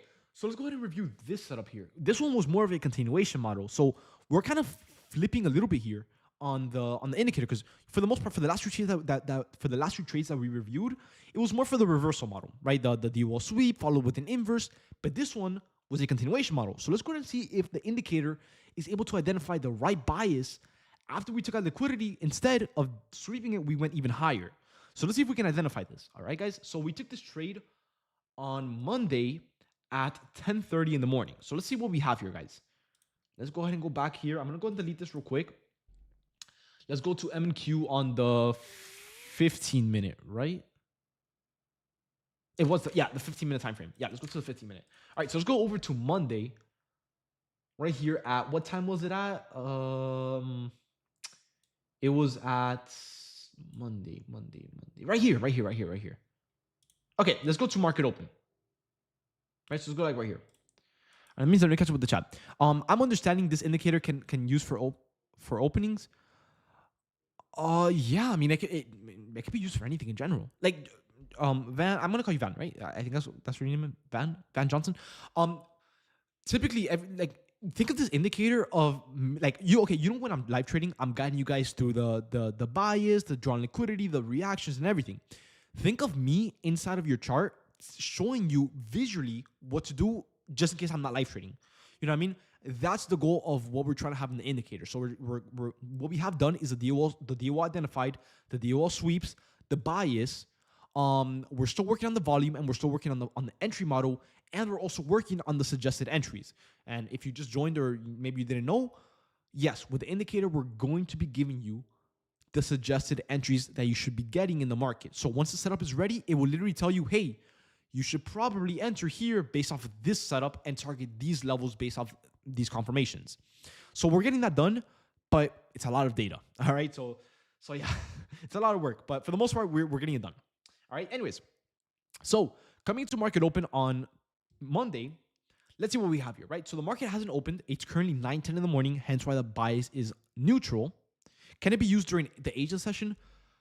For now, okay, keep this in mind. The reason I don't have it set to be used during the Asia session is because if you're gonna trade with my model, at least trade the sessions that I suggest trading, right? And the reason I say this is because the model that I teach and the model that I trade is mostly, and I'm talking about 99.9999% of the back testing behind the model is done during the New York session. So if you want the best possible results, you're gonna need to trade it during the New York session. So during the Asia and during the London session, we have it turned off because we don't want the indicator to be giving out false data on something that it's reading incorrectly and give you a losing trade. Yeah, I agree. The Asia session is not really meant for trading. Look, if you're gonna trade the Asia session, at least trade gold. Try to avoid NQ and ES because those are not the ideal indexes to trade. Yeah. So maybe gold, but the thing is, we need even more backtesting to make this indicator work for gold. Right now, we're just making it work for NQ. In the future, we're gonna make it work for ES and so on. All right. Imagine we can link with Forex Factory to track setups with well, you can. There's indicators. Yeah. I'm sure there's indicators, right? If you search up like Forex Factory or something, I'm sure it'll come up. No, if you search up news. Yeah, news alert right here. If you do like any of these news things, it will literally tell you like the news that comes out. Look, high impact news with alerts and all that stuff. There's indicators that do that for you. Now, do you need them? Not really. Just go to Forex Factory. It's like 2 seconds. You know what I mean? It's kind of unnecessary, but it can work. It can definitely work. Let me see it. High impact news. Let me see what it does. Oh, okay. Hold up. Dude, I don't get how you pay for TradingView and it doesn't let you use more than 4 indicators, bro. Like, let me delete this. Okay. Let me see if it works for you. Let me backtest it for you. Hold up. News. Okay, let's do this one. This one has 1.1K. Yeah, look, news right here. Yeah, so I guess it does for you. It's not really so ideal here. It doesn't really tell you what happens, but yeah, just use Forex Factory. Anyways, all right, let's get back to this trade. All right, guys. So coming into market open, currently it is 9:10. As we all know, the New York session opens up at 9:30. So our bias, no matter what levels get taken out before 9:30, it won't count, right? Our bias will remain neutral. Coming into market open, what do we have here? Well, the market opened up here, and we have yet to take out any levels of liquidity over on NQ. We did take out the Asia high before the New York session opened, but typically we don't really use it until the New York session opens. So far, it's kind of neutral. All right, so let's see what the market ends up doing, right? And in this case, as the market opens, we can identify that we created a London high right over here. So we took out the Asia high, and we also took out the London high right over here. All right, there you go. So you might be wondering, okay, well, the market just finished taking out 2 session highs. Shouldn't we be bearish? Right? Remember, guys, it's not as simple as identifying liquidity, waiting for it to be taken out, and instantly going against it. You know what I mean? You have to wait for the reaction. Right? So in this case, although we did take out the Asia high and the London high here, right? Although the London high wasn't really all that strong, still, you know what I mean? We still took it out. We're holding above it, right? So although we took it out, we're not sweeping it, meaning that we're not bearish, right? So as long as price, and I told you guys this before, when price takes out a level of liquidity, the first thing you have to do is look for the reaction. If we take out a high and we are still holding above the high, that means that we possibly want higher into the higher liquidity above. In this case, it'll be the liquidity here over at the 900s, right? Now, let's say, for example, we take out a high and we're currently holding below it. That means that our bias is bearish until the lower liquidity gets taken out. Right now, vice versa. We have a deal to a downside. We take out that drawn liquidity, but sellers seem very, very strong, and we continue lower. This means that as long as price holds below that downside liquidity, we will be bearish until the next level of liquidity gets taken out, and then we look for the same exact reaction shortly after. All right. So yeah. Now, coming into market open, what we can identify is we have the Asia high and the London high taken out, but not swept, meaning that we are bullish as long as we hold above these two highs right here. All right, guys. Now, if you go over to the 15-minute time frame, you guys might also realize, once again, we took out these two levels, and we also created a beautiful fair value gap here. Now, look at this, guys. Remember how I told you the bias remains bullish as long as we hold above the level of liquidity? Look at this. We broke above, a lot of buying pressure, and we're still holding above it, meaning that we are bullish until this level of liquidity gets taken out above, right there. All right, now, how exactly can we trade into it? All right, now, looking at the commentary that I posted on Monday, right, I said here, we haven't really seen much from today's open, but we can start forming a setup to trade. Check this out. My bias is currently sitting bullish on NQ with all of the confirmations coming in. Looking at market open, we saw that NQ took out the Asia high at 23,791, which if you look at the chart, once again, I have nothing marked out. This is purely the indicator. Over at 23,791, we marked out the Asia high. So that part, the indicator got right. All right, guys. Now, we took out the Asia high and we're holding above it, meaning that we are sitting bullish, once again, as long as we hold above this level of liquidity. All right, which is why I said here, looking at market open, or my bias is currently bullish on NQ, because looking at market open, we saw that NQ took out the Asia high at 23,791. Price later pumped an additional 80 plus points above the Asia high, getting closer to the next level of liquidity at 23,902. All right, guys. So once again, we took out the Asia high. We're sitting above it, meaning that the bias is looking continuational and bullish until the next level of liquidity, which here I mentioned 23,902. And the indicator went ahead and marked out 23,902. So it got that part also correct, right? So me and the indicator, we're thinking alike, right? We have the same bias, we have the same idea, we have the same everything, right? Well, and obviously we're thinking alike because, I mean, we're getting it built to be alike, you know what I mean? Now, what else can we identify? Well, with this pump, this showed us that buyers had control in today's open, leading us to expect higher in price, giving us a bullish bias until 23,902, which is the next level of liquidity above. If you open NQ on the 15-minute time frame, we can look to long NQ from this 15-minute bullish value gap retracement into 23,902 as long as the buying volume or the buying pressure remains in control and aggressive. This is exactly what I'm expecting this morning. And if you look at the chart, we have the Asia high taken out, buyers holding above it. We're still holding above it. We have a bullish value gap on the 15-minute time frame, and we have DO1 number 1 at 902 and DO1 number 2 at 23,972. If you look at the indicator, our bias is bullish. We took out the Asia high. It marked out the same exact fair value gap as we have here, right? Look at this, guys. Once again, this is purely the indicator. I haven't done a single thing in the chart, right? But looking at the chart that I did mark out on Monday at the time, bullish fair value gap here on the 15-minute, and we have two price targets at 902 and 927. We have a price target at 902, and we have a price target over here at, let's see what level I marked out. Is it the same one? Let's see if the magnet. We're here, 23,927. So we have the exact same levels. All right, guys. Do you guys see how crazy this is? Like, I still can't comprehend that the team is able to put this together, bro. Like, bro, dude, it gets me excited. But for the most part, guys, it has everything red. Like, it's right in front of our face. It has everything marked out for us. The same exact read, the same exact bias, the same exact fair value gap, the same exact price targets. It's all there. Like, this is fucking crazy, bro. Anyways, so what we were looking at once again, guys, is once again, I said here, this is what I'm expecting for this morning. A retracement into the 15-minute, followed with a pump into the price target. Looking at the indicator, what did we do? We had the fair value gap. We retraced into the fair value gap right here. And we bounced from it. Do you guys see how fucking crazy this is, bro? Like, bro, fire back. Bro, thank you, bro. Thank you. But do you guys see what I mean? Like, it's doing it for us. It's gonna get to the point where I don't even need to get on my setup. I can literally trade in bed. I can wake up, have it mark everything out for me, and I just enter and exit. And I know it'll probably work because once again, we're developing this with hours upon hours upon hours of data and back testing. So what I will do on a normal day shown on screen, right? Like what we will do, like, you know, when I get on live, I'm like, guys, we have a bullish bias, we have this level of liquidity, we have the price targets above. It's doing it for us.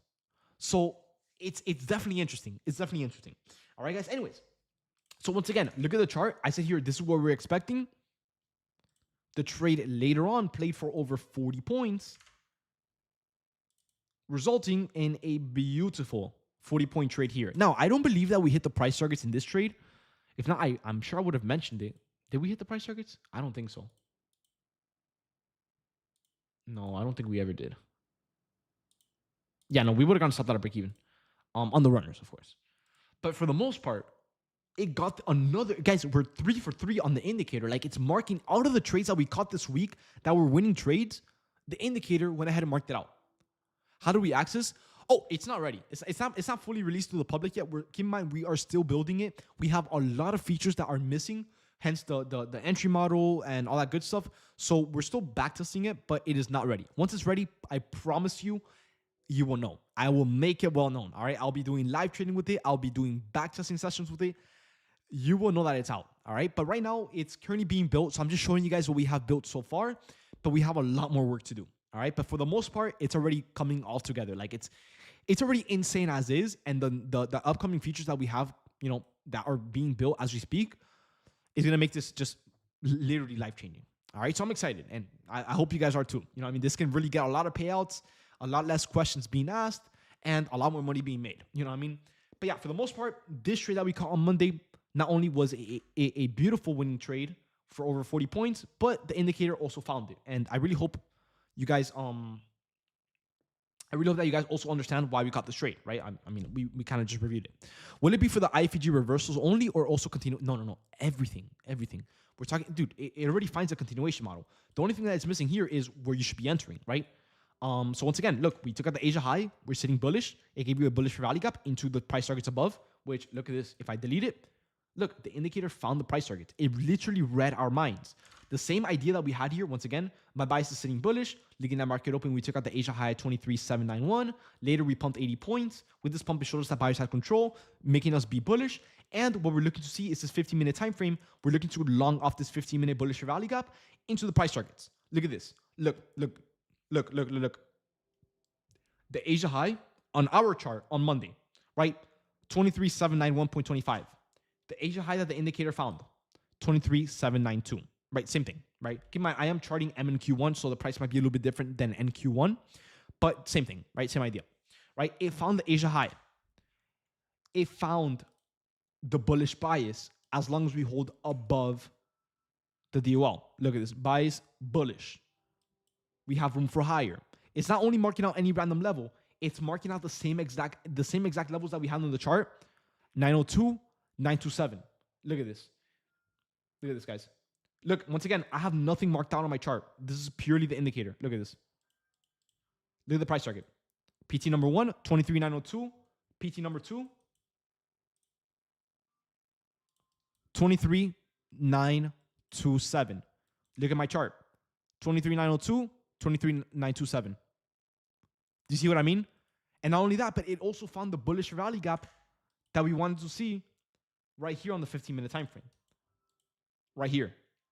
So we're having it built to where it finds IFG models and the continuation for rally gap models. How many contracts do I trade? I do about 10 to 20 depending on my confidence behind the trade. Lately, I've been doing 20, which is why you've been seeing a little bit more of profit on my end. So yeah. Okay, we'll see it 100%. Yeah. So right now, the stream is mainly, like I said, for backtesting. So we're still working on it, but we'll see what work we can get done tonight. All right, guys. But yeah, anyways, would you guys want to do one more review, or do you guys think, because we've been on live for 80 minutes, So would you guys want to do one more? I have room for one more review if you guys want it, or do you guys want to call it? Let me know, because we reviewed all of the trades from this week, but we still have a lot of trades from last week. 20 contracts, but only 300 profits on 60 points. Well, from to this week, I signed 7 contracts on my trades. So last week, when was the week where I made 20K? Hold up, let me see. Because yeah, this entire week we made, or I only traded 7 contracts because this week was a little bit slow. When did we? When was the last time I traded 20 contracts? I think it was last week. Let me see. We made 6K here. Was it here? No, it wasn't here. When did we make 20K? Oh, right here. On the 20th of August was the last time I sized 20 micros. So every other day past the 28th of August, I've been doing like 7 contracts. Just because the market has been like, you know what I mean, a little garbage. But yeah, 26K right here. In this trade, I sized 20 micros, or 2 minis, I guess you could say, and it ended up playing out for about 80 points right here. So it resulted in, let me show you the trade. Hold up. We caught this trade on the 28th. So if I go all the way up, 28th, right here. So at 950, we caught NQ shorts at 23,647, which was our entry off this inverse. And we got out for, yeah, pretty much $2,000 per account. So any other day past this day was just a slow market. So I just did 7 contracts.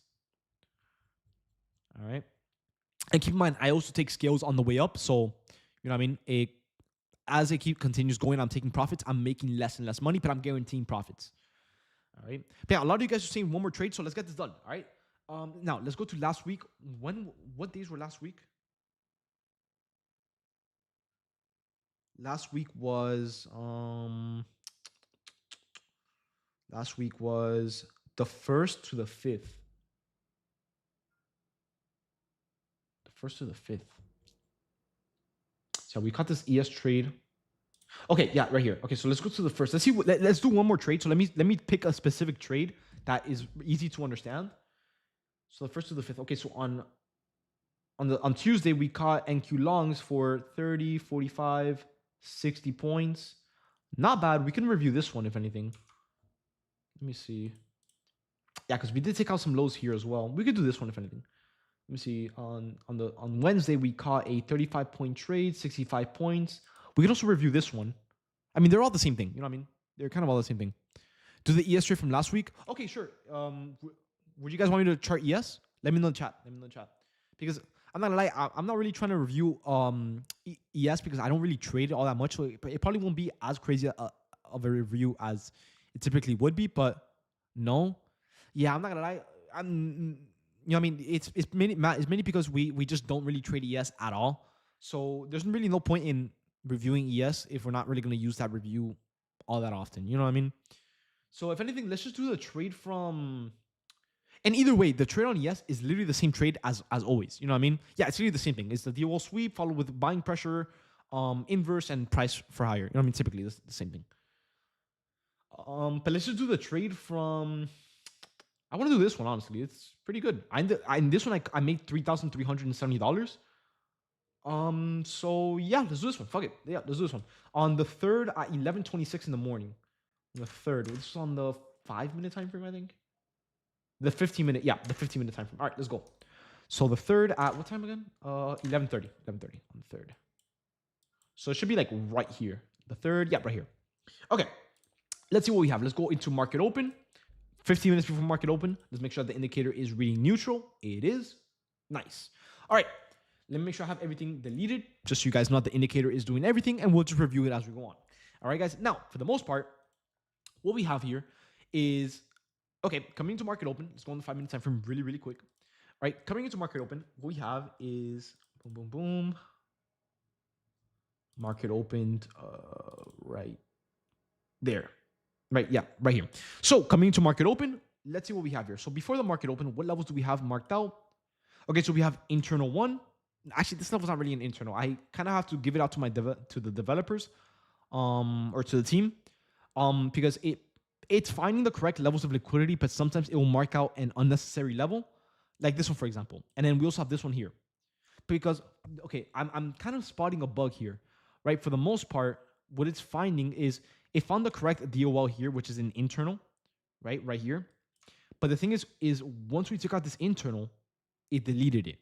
So although it knows that it swept the level, it doesn't mark it out in the chart, so it can confuse us as the users. All right. What are the indicators? Oh, the only indicator I have is this one, the one that I have on the screen, which is not ready. It's not released to the public yet. We are still developing it. Keep that in mind. Right. But for the most part, yeah, I have to show this to the team and have them show like, hey, you know what I mean? When an internal gets taken out, we need that to be shown so we don't get confused. All right. Anyways, so looking at the market, what we have here is we took out this internal, which just temporarily, I'm going to go ahead and mark it out right here. And we took out this low to the downside. We sold off. We took out this low right here, and we're currently holding above it, giving us a bullish bias. So that part makes sense. All right. Now, bullish bias until where? Until typically the London high, which is the nearest level of liquidity, which will be right here, the London high. So as we go on, I'm assuming we're going to create, let's see. Yeah, we're still holding above this level of liquidity. So it's not the strongest volume, not the strongest open, but we're still sitting bullish because we're holding above these two levels of liquidity. Now, I'm not going to lie to you guys. I think that the indicator is getting a little bit confused with this Asia high and this internal. So once again, I mean, it's being developed. So it's always good that we find some bugs before we release it. So yeah, we have to fix this part here. The internals, it's not reading it. It's reading it correctly, but it's not at the same time because it's also reading the Asia that already has been taken out. So we need to fix that. We need to fix that part for sure. All right. So I'll know what to mention to him or to them. Yeah, for the most part, we are sitting bullish because we are holding above for now this internal, above this internal liquidity, into the London high above here. So as we go on, I'm pretty sure news came out at 10. So we're gonna pump right here in about 2 candles from now. So if we play this next candle, you're gonna see us pump up. Yep, there we go. That's a news candle. Did we create a fair value gap? We did right here, and we also just took out the London high. So look at this, guys. Notice how the market pumped off of this low, internal low here. Obviously, it was a little bit choppy, so not the craziest volume or not the craziest setup or anything, but we held above this internal and we're holding above it, right? Meaning that we're bullish until the London high gets taken out. Now that the London high got taken out, look how we took it out and we're currently holding below it, showing us that we have a bearish bias. All right, our bias is leaning bearish. Bearish until where? Until this internal, which is going to be the New York low, gets taken out here. All right. So for the most part, it has everything correct, right? We are bearish off this inverse, off this bullish rally gap into an inverse, into lower here. Now, I do remember from last week that we tried taking a trade off this, but I refused to trade it because the volume was very, very choppy. I mean, look at the volume that we had like literally 10 minutes ago. So although this trade worked out for the inverse, I didn't really take it for myself. As you guys see right here, I just didn't like to take this trade. Although it worked out, it just wasn't good enough for me. So I just didn't take it. Now, this was not the setup. Keep in mind. So if we move over to the 15-minute time frame and price shoots up a little bit more, you guys might realize that here we pumped up like crazy, but the bias is still showing bearish. Why? Yeah, that too. We took out both sides of liquidity and I tend to avoid those. You're correct. But does that mean that we can't get a trade? No. It's just, more than likely better off avoiding it. But we did get a trade that day. Right now, here, you guys can see that shortly after on the 15-minute time frame, we had 2 extremely bullish candles. This one being the most bullish one, right? So the market pumped up like crazy. And to the normal trader with a whole different strat, he might be like, we're bullish, right? I mean, it's a no-brainer. We're breaking past high of day. We're ripping. We have so much buying pressure kicking in. We are bullish. It's a no-brainer. But on the other hand, the indicator is showing bearish. Why exactly? Well, let's go ahead and see. In this case, we swept this not only did we take out this external here, but we also took out another external. In the last 2 trades, or in the first 2 trades that I reviewed with you guys at the start of the stream, what did I tell you guys? The more levels of liquidity that we take out in a certain direction, in this case, it's to the upside, right? Buyers are interested for a certain amount of time. Now that their objective, the whole reason they made the market go up, now that their objective has been taken out, what could happen? Well, they're probably not gonna have as much interest in the market as they had a second ago because they hit their objectives. And in this case, we're gonna be measuring our DOL sweep and our bias from the most recent drawn liquidity that just got taken out. In this case, the most recent one would be this one right here, right? So in this case, guys, we took it out, and as we're talking right now, we're holding below this level of liquidity, meaning that as long as price holds below this specific level, as you guys see right here, we will remain bearish. All right. Now, what else can we form off this setup? Well, if we play a few more candles, you guys might realize that we also have a very, very nice bullish rally gap that the indicator went ahead and found. All right. And how do we know it's a valid fair value gap? Well, first of all, don't worry. You know what I mean? The indicator will make sure it finds the correct fair value gaps. But if you guys want to take it into your own hands, which, you know, is always good. If you measure out this candle, first of all, not only is it a full buying candle, but it's also a 83-point candle. All right, which is double the amount needed in size for a valid imbalance or a valid fair value gap. All right, now before we go forward, right, keep in mind we did get a little bit more buying pressure, which we broke past the previous candle high. But if you really zoom in, where price is currently active right now, we are still below the level of liquidity, meaning that we are sitting bearish still. All right, now before we go forward, let's go into our real-time thought process before the indicator, you know, was being used, and let's see if the indicator is correct with the bias, the levels, and the setup. All right, let's go ahead and go into the Discord. All right, so remember we took this trade on the 3rd. So let's see what we have here. So first of all, let's look at the chart. Look at the level, right? Actually, no. Let's do this for a second from now. All right, let's look at the game plan, right? I'm keeping the same bearish bias, but now it seems more valid on NQ. Why did I say this first statement here as the market pumped up? Well, guys, like I said a second ago, we took out the London high, we took out the external high, and we took out another external high. What did I say? The more levels of liquidity that we take out, the more likely it is that that direction, which in this case is bulls or buyers, they're a lot less interested. Hence why we're getting a wick and a wick. They're losing interest because we took out majority of the levels of liquidity. All right, which is why I said here, I'm keeping the same bearish bias, which I was bearish on stream, but you know, we got off after and all that good stuff. But now it seems to be more valid on NQ. I haven't really been able to take any positions in the market today as it has been unstable with the reads and the setups. As we all know, it was pretty choppy, right? Let me see. Hey, David, sorry to interrupt, but what time frames do you use for external highs and lows? It's not really like a time frame that you need, but if a level is inside of the Asia and London range, it's an internal, and if it's above the Asia and London range, it's an external, right? So in this case, the London range is here, so anything below this high here will be an internal high. Anything above it will be an external, right? Think of it as a car. The outside of a car is the exterior, and the inside of a car is an interior, right? It's the same thing, right? So think of the London high and Asia high and London low and Asia low as the interior, right? So anything inside of that session is the internal low, and anything above it, like a car, is the external or the exterior. Can you see if the indicator marks out fair value gaps on ES? Let me check. I'm not gonna lie to you. I don't think we have it coded, but it never hurts to try to check at least. Let me see before we go on with the trade. So typically, when we're looking for ES, we want to be looking for about a 9 to 10 point candle on the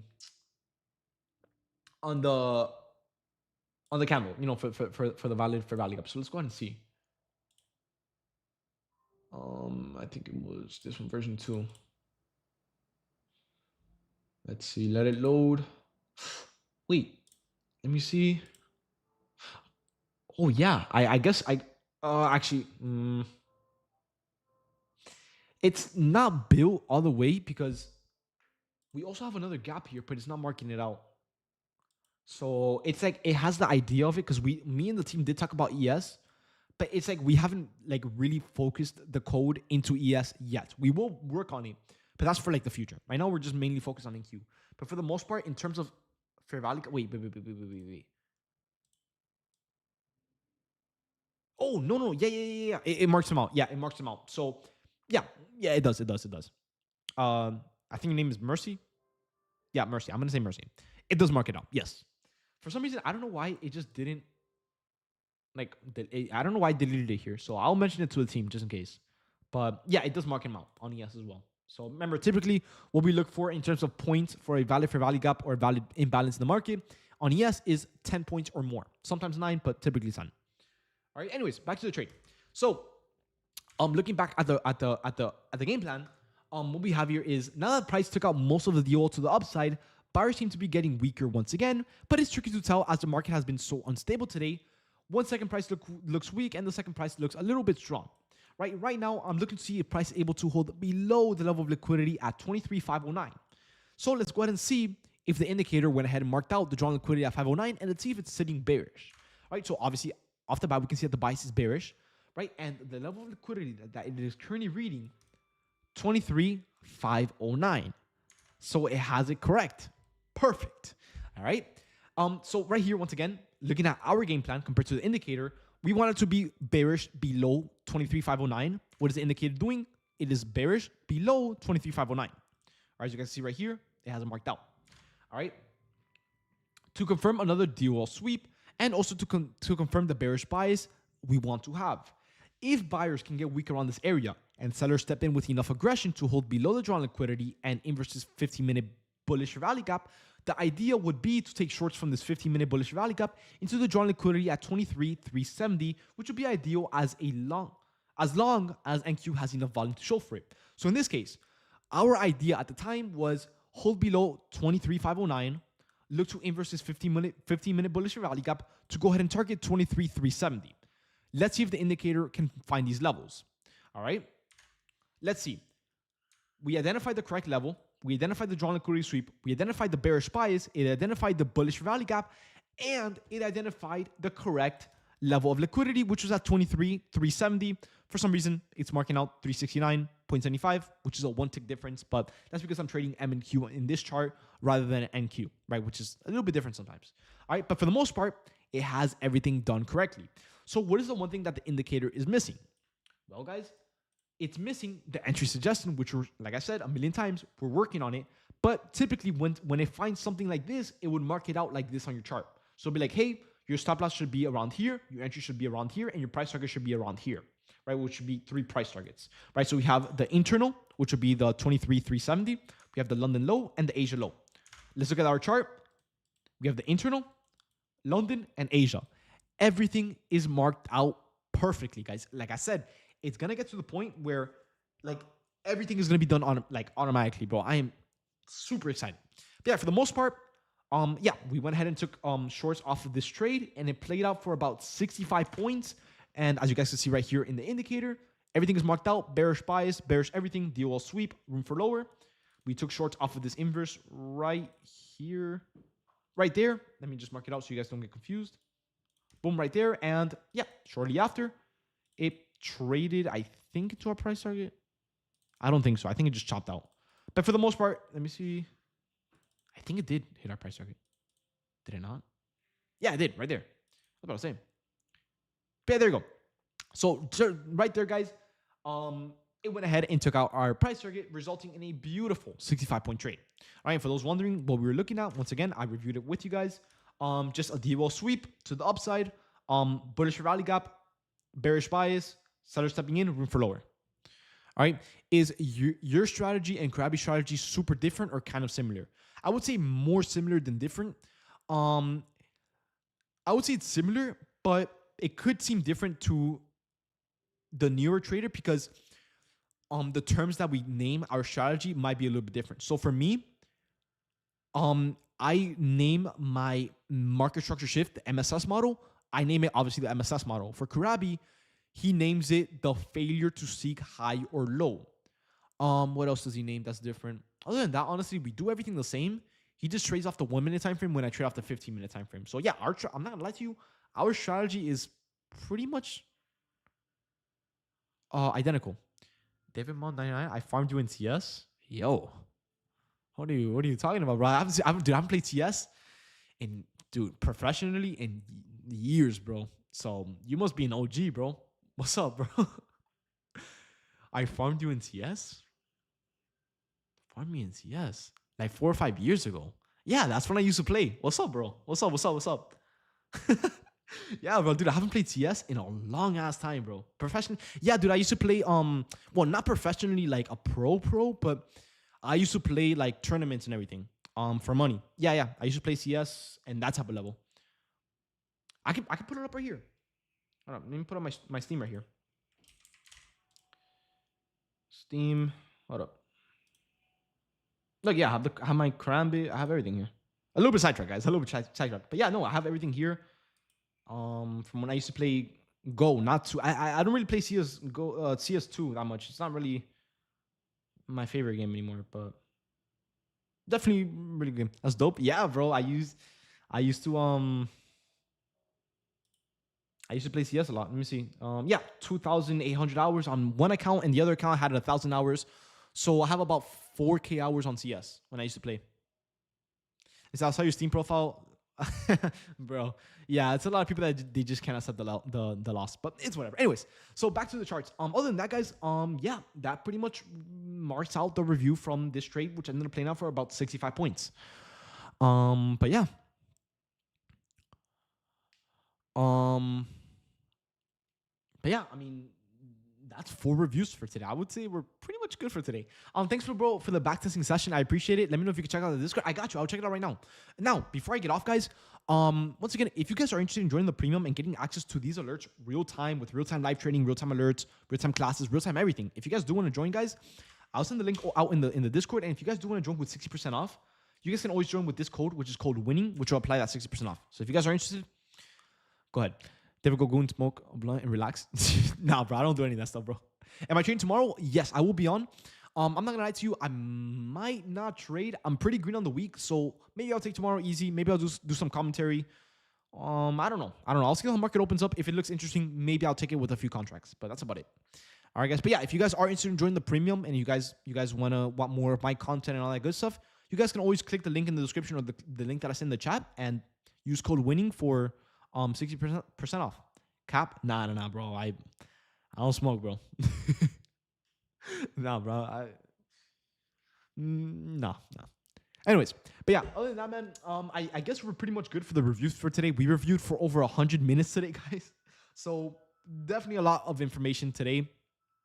Yeah, all right, bro. Come on. Do you trade Asia sessions? No, I only trade the New York session. Jesus. But yeah. I've been thinking about my ex. Yo, like me. What are you talking about, bro? Yo. Nah, bro. I don't think about anyone, bro. I'm too locked in, bro. I don't have time for that, bro. but yeah. Other than that, man, all jokes aside, guys, like he was crazy. Yeah, no, I don't know who you're comparing to, but I don't really think about no one, bro.